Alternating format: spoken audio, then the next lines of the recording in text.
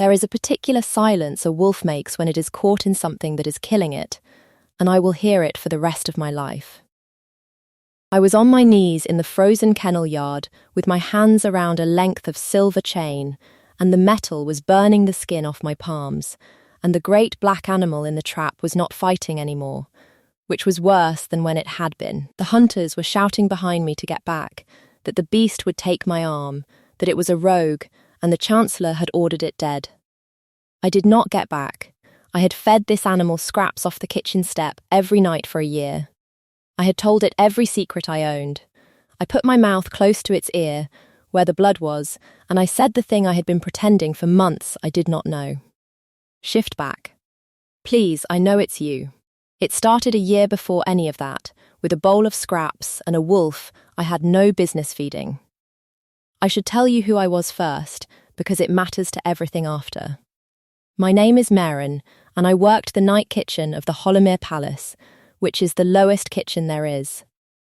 The day cooks made the bread and the feast meat, and got the credit.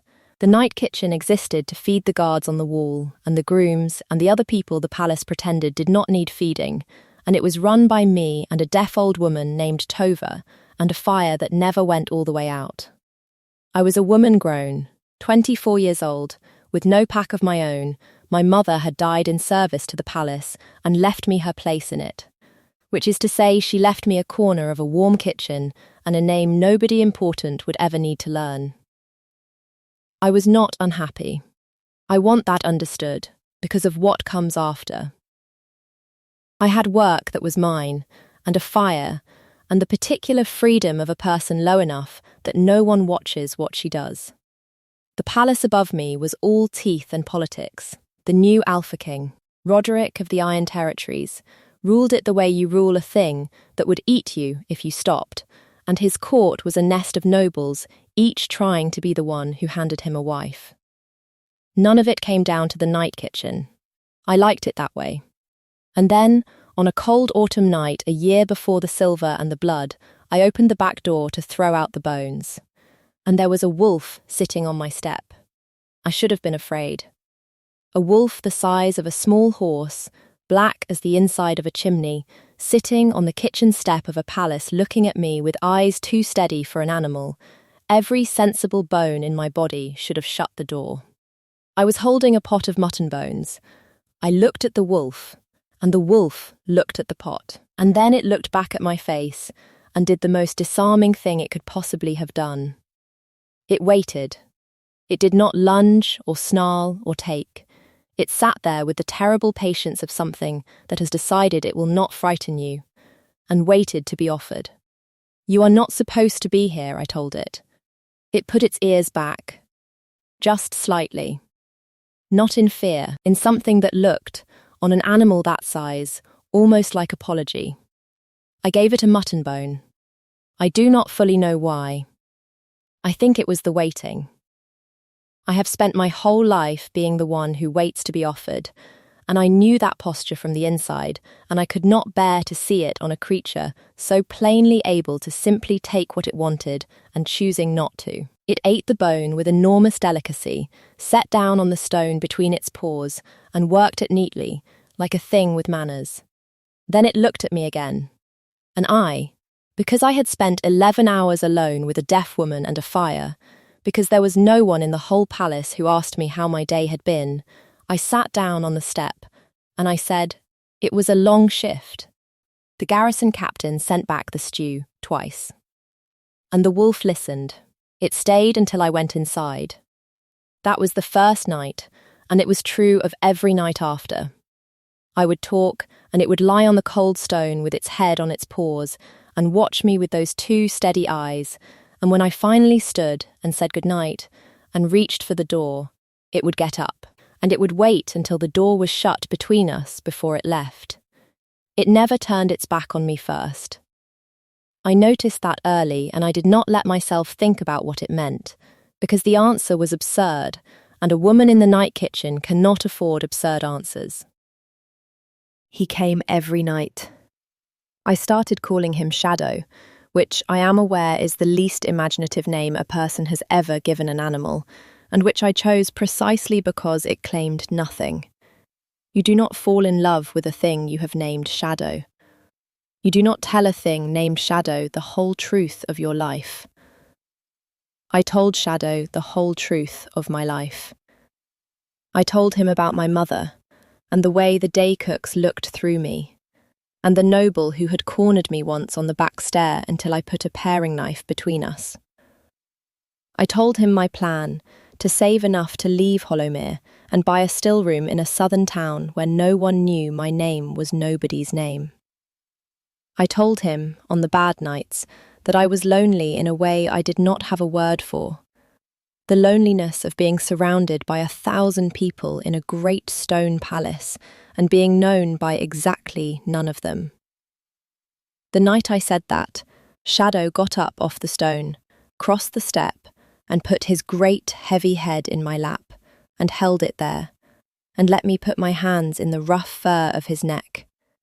And we stayed like that a long time while the fire burned down behind me.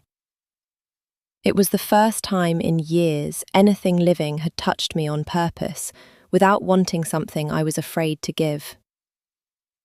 You are the best friend I have, I told him. That is either very sweet or very sad, and I have decided not to find out which. He huffed a breath against my knee that I would have sworn, on any creature with a man behind its eyes, was a laugh. That should have told me. So many things should have told me. I want you to keep a list as I go, because I kept one too, in the place in my head where I put things I was not ready to look at. Here is the first thing on the list. In the spring, the king rode north to settle a border dispute and was gone 11 days. I know it was 11 days because Tova counted them by the bread, and because for 11 days Shadow did not come.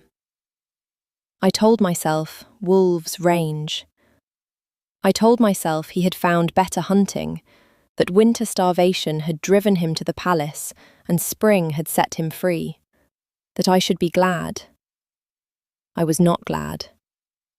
I left the bones out anyway, every night, and every night they were there cold in the morning, and the kitchen step was the loneliest place in the territories. On the 12th night he was back, thinner, with a half-healed cut along his flank, lying on the step as though he had never left.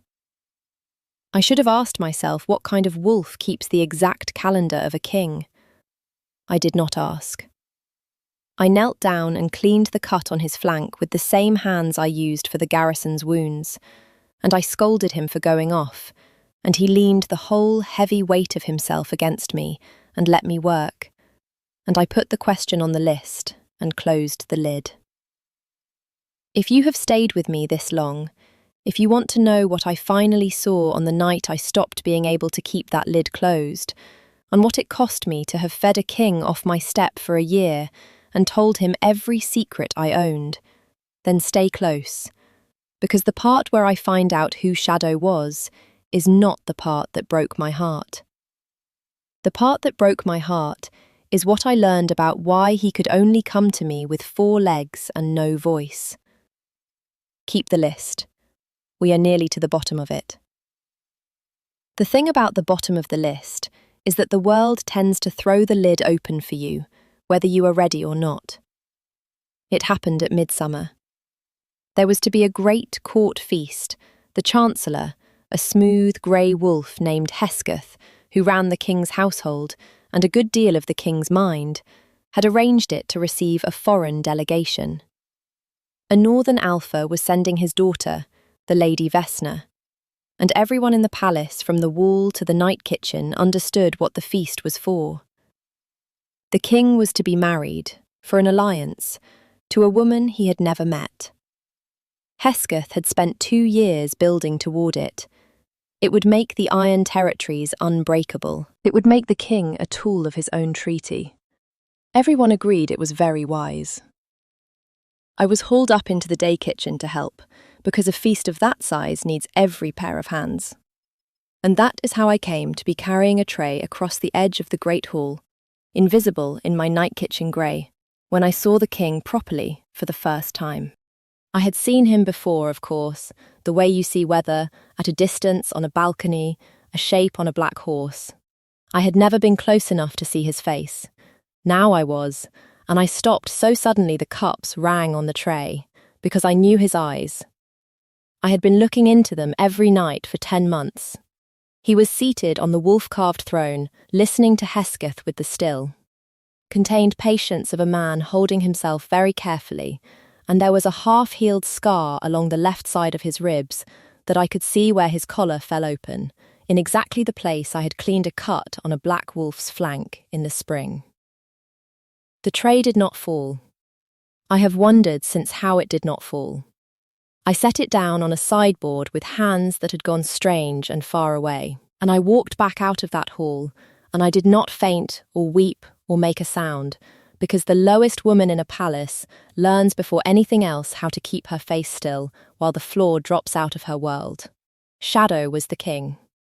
The wolf I had told everything to, my mother, my plan to run, the noble on the back stair, the word I did not have for my loneliness, was Roderic of the Iron Territories, the most powerful wolf alive, who was to be married at midsummer to a stranger for the good of his kingdom.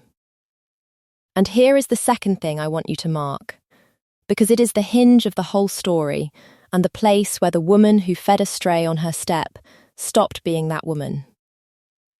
I was not angry that he was the king. I stood in the cold back corridor with my heart going like a hunted thing, and I waited for the betrayal to arrive, the fury, the humiliation, the sense of having been deceived and used and laughed at. It did not come. What came instead was a terrible, clear tenderness, because I had finally reached the bottom of the list, and the answer at the bottom was not he lied to me. The answer was, the most powerful wolf in the territories has no one in his whole life he can talk to, and so he has been coming to the only place in his palace where no one knows his face, to sit in the dark and be listened to by a kitchen girl, because it is the single hour of his day that is not a performance. He had not come to my step to deceive me. He had come because it was the only door in Hollowmere that opened to him without wanting anything back. I went down to the night kitchen, and I lit the fire, and I set out the bones, and when the great black wolf appeared on my step that night, I did not let my face change at all. I knelt and put my hands in his fur the way I always did. But something in me had hardened over, quietly, into a decision, and it was this: I was not going to let them marry him off into a cage and take away the 1 hour he had. Not without a fight. I did not yet know how a night kitchen girl fights a chancellor and a foreign treaty. I only knew that I was going to. You could have told me, I said to the wolf, very softly, while I worked my fingers through his fur. I would not have run. He went very still under my hands. For one moment I thought, he understands me. He knows that I know. And then a guard's boot scraped in the yard, and the wolf melted off the step into the dark, and the moment closed. But I had felt it. The stillness. He had heard me, and he had understood, and he had been afraid. A wolf does not get afraid of a kindness. A man hiding inside one does. Hesketh found me 3 days later, which told me he had been watching the king, and watching the king had led him to me, and a chancellor who finds the king's secret in a kitchen does not leave it there. He was very polite about it. He came down to the night kitchen himself, grey and smooth, and complimented the cleanliness of my stores, and then he told me that a place had opened in a household in the far south, a fine place, a step up for a woman of my station, and that he had taken the liberty of arranging it for me, and that the cart would leave in the morning. How kind, I said. I kept my hands in the bread dough. I find I am happy where I am. I do not think you understand me. He stopped pretending. His voice did not rise, it went smooth and cold, the way a thing goes smooth right before it cuts. There is a stray that has been coming to this kitchen. A large, dangerous animal that should not be inside the palace walls. I have given orders that it be dealt with. A rogue wolf is a threat to the household, and the household is my responsibility. It would be a great pity if you were here when that happened. It would be a greater pity if you were the reason it kept coming back. He let that sit. Take the cart south, girl. There is nothing for you in this kitchen but grief. He knew. That was the whole of it, laid bare. Hesketh knew the stray was the king. And rather than expose a scandal that would shame the throne and wreck his treaty, he had decided to simply end it. Kill the wolf, frame it as a rogue, marry the grieving king to his foreign bride before anyone could ask why the most powerful alpha alive had been creeping to a kitchen at night. It was clean. It was wise. It would work. I took my hands out of the dough. You have made one mistake, I told him, and I was surprised by how steady my own voice came out, steadier than I felt. You have told me what you mean to do. I am the lowest thing in this palace, Chancellor. No one watches me. No one ever has. You have just handed your secret to the one person in Hollowmere with nothing to lose, and nowhere you can send me where I will not still know it. I met his eyes, which no one of my station was ever meant to do. Send your cart away. I am not getting in it. He looked at me for a long moment, recalculating, and I watched him decide that I was not worth the trouble of a struggle, that a kitchen girl's word against a chancellor's was no word at all, that he would simply do the thing he had planned and let me grieve in whatever corner I chose. He was wrong about how little I could do, but he was right about one thing, and it cost me dearly. He moved that very night. They set the trap in the old kennel yard, where the wolf would cross to reach my step. Silver chain, the one thing a wolf cannot break or heal against, laid in a spring snare under the straw, and 4 of the chancellor's hunters waiting in the dark with silver-tipped spears, with orders to kill a rogue beast that had been menacing the palace. I did not know the where of it. I only knew the when, because Hesketh had been careless enough to let me see his fear, and a man that afraid moves fast. So when the wolf did not come to my step at the usual hour, I did not wait. I took a kitchen lantern and I went out into the dark to find him, through the cold yards, following the only thing I had, the sound. That particular silence a wolf makes when it is caught in something that is killing it. I told you I would hear it for the rest of my life. I heard it first that night, across the kennel yard, and I ran toward it when every sensible bone in my body screamed to run the other way. And now we are back where I began, with the silver burning the skin off my palms, and the great black animal gone quiet in the trap, and the hunters shouting at me to get back. The silver chain had drawn tight around his foreleg, and the more he had fought, the deeper it had bitten, and silver does not let a wolf heal. It holds the wound open, it holds the shift down. It was killing him slowly, and there was nothing his enormous strength could do against a thing that simply would not let him be strong. He was not fighting anymore. He had gone to that terrible stillness. His eyes found me in the lantern light, and I have never seen anything so unguarded in my life as the King of the Iron Territories looking up at me from inside a trap, knowing I had come, knowing I would see what he was, too far gone to hide it any longer. Shift back, I said, with my mouth against his ear and my hands on the chain. Please, I know it's you, I have known for weeks. Shift back, and I can get the silver off, but I cannot do it while you are this size. Roderic, please, shift back. His name. I had never said it. I felt the shock of it go through him. Get away from it. One of the hunters was shouting, coming closer with the silver spear levelled. Girl, it'll have your throat. I did the only thing I could do. I lay down over the wolf in the straw, between the king and the spears, and I wrapped both my burning hands around the silver chain to keep them from driving it deeper, and I put my body in the path of 4 armed men in the dark. His name, I said, loud enough now for all of them, loud enough to carry, is Roderic. He is your king. Drive that spear, and you will be the wolf who killed the Alpha of the Iron Territories on a chancellor's word, and I will be the witness who saw you do it. Now put it down. The hunter hesitated. That hesitation was everything.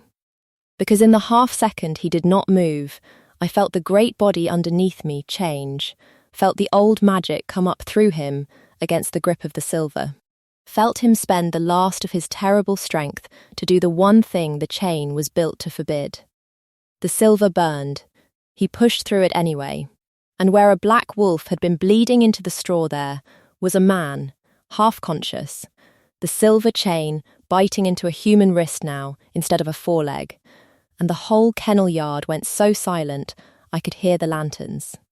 The most powerful wolf alive lay in the straw with his head in my lap and his blood on my hands, in front of 4 of the chancellor's hunters, and there was no more pretending left in the world for either of us. He woke 2 days later in his own chambers, which I had not been allowed to enter, and had entered anyway, because the lowest woman in a palace also learns that the surest way past a closed door is to carry something and walk as though you were sent. I was changing the dressing on his wrist where the silver had burned him when his eyes opened. He looked at me for a long moment. "You knew," he said. His voice was wrecked. "At the trap. You said you had known for weeks, since midsummer." I did not stop working on his wrist. "I saw the scar on your ribs in the Great Hall, the one I cleaned in the spring, when you came back thin after 11 days. I am a healer, Roderic. I know my own work." "Then why?" He stopped. His jaw moved once before he found it. "Why did you keep leaving the bones out? You knew you were feeding a king who had lied to you every night for a year. Why did you not throw it in my face? Why did you put your body between me and 4 spears for a man who let you tell him your whole life and never told you his name?" Here is the part I had decided, 3 days before, in the cold back corridor with the floor dropping out of my world. And here is the deliberate thing I want you to understand. He thought his secret was the great wound between us, that he had deceived me, used me, made a fool of the kitchen girl. He had braced for my fury the way a man braces for a blow he believes he has earned. And I was about to take that whole expectation and turn it over. Because it was built on a thing that was not true. "Because you did tell me your name," I said, "just not the one you were born with." For a year, every night, the realest thing in this whole stone palace came and sat on my step and listened to me and let me put my hands in his fur, and never once wanted anything from me but the listening. That was not a lie, Roderic.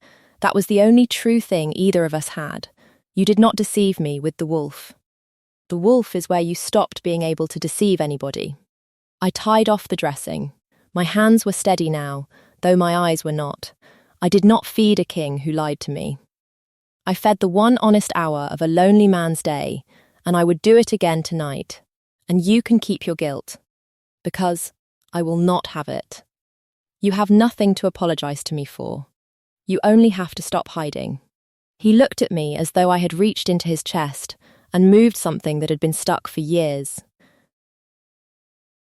"I came to your step the first time by accident," he said very low. "I was running the wall as a wolf because it was the only place no one could find me to want something, and I smelled the bones, and you opened the door, and his breath went unsteady. You waited. You did not bow or beg or angle for a thing, you just sat down on the step and told a stray about your day. Do you know how long it had been since anyone in my life did not want something from me?" The corner of his mouth did something it had clearly been fighting. I told myself I kept coming back for the quiet. I was lying to myself, which is the only person I am any good at lying to. My wolf knew what I was coming back for a long time before I let myself know it. He chose your step. I just kept following him there and pretending it was an accident. I did not say anything. There was nothing left in me steady enough to say. "Maren," he said my name like a man setting down something heavy he had carried a long way. "I do not want the alliance.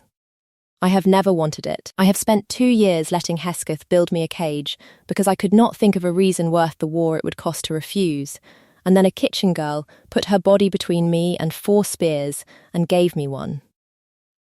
He reached up, with the wrist that was not burned, and touched the side of my face once, the way you touch a thing you have decided to stop pretending you do not want. "Marry me, not for an alliance, for the one honest hour. I want every hour to be that one. I told you the kiss would be in here somewhere. I will not give you much of it. Because it was not for you. I will only tell you that it was nothing like being chosen by a king, and everything like being known by a friend, and that when it broke open something in me that had been shut my whole life, the thing that came through the gap was not triumph. It was relief. It was the simple, enormous relief of being, at last, on the inside of a door I had spent a year holding open from the outside. The chancellor did not survive what came after, in the political sense, which in Hollowmere is the only sense a man like Hesketh would recognise. The king did not kill him. Roderic, I learned, is not a man of teeth first. Whatever the northern stories say, the teeth are real, but they are the last thing he reaches for, not the first. He did something worse to a man like Hesketh. He told the truth, in open court, in front of the whole assembled nobility and the foreign delegation who had come to deliver a bride. He stood at the wolf throne with a silver burn around his wrist and his second, a steady warrior named Gunnar, at his shoulder, and he told the court that his own chancellor had laid a silver trap for his king in the night and ordered him killed to protect a treaty, and that the only reason the Alpha of the Iron Territories was alive to say so was a woman from the night kitchen who had rapped her bare hands around a silver chain rather than let him die. There is no recovering from that.